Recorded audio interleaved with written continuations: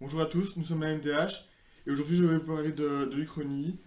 Donc d'abord nous allons définir ce qu'est une Uchronie, ensuite je vais vous montrer plusieurs exemples dans la culture populaire et enfin on va montrer une Uchronie que nous avons réalisée nous-mêmes.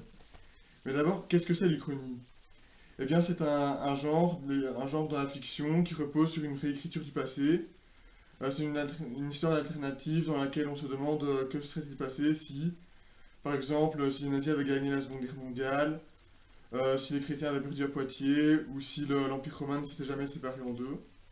Dans la pop culture, l'Uchronie est un genre fréquemment utilisé et ce au travers de différents médias. Nous pouvons par exemple citer le jeu vidéo Wolfenstein, décrivant un monde plus ou moins post-apocalyptique dans lequel l'Allemagne nazie a gagné la Seconde Guerre mondiale et domine le monde, et ce au travers de l'utilisation de technologies mystiques et ésotériques.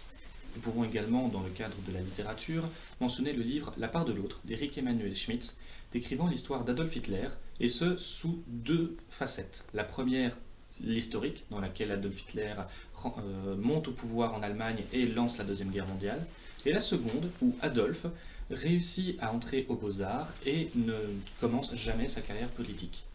En termes de romans, nous pouvons également citer 11-22-63 de Stephen King, qui a été adapté en mini-série, décrivant un assassinat manqué sur John Fitzgerald Kennedy, ou encore The Man in the High Castle de Philip K. Dick, qui dépeint un monde où l'Allemagne nazie gagne la Seconde Guerre mondiale et se partage le monde, notamment avec le Japon, qui divise l'Amérique tous les deux.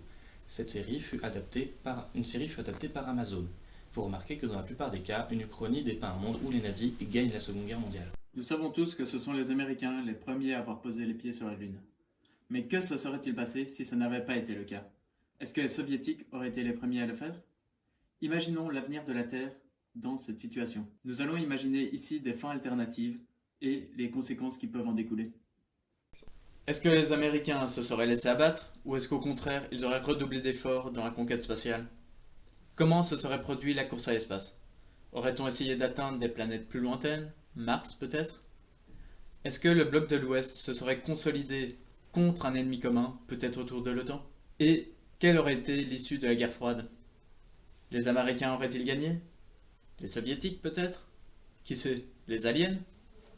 Nous vous laissons imaginer des fins alternatives et les noter en commentaire, nous les lirons avec plaisir.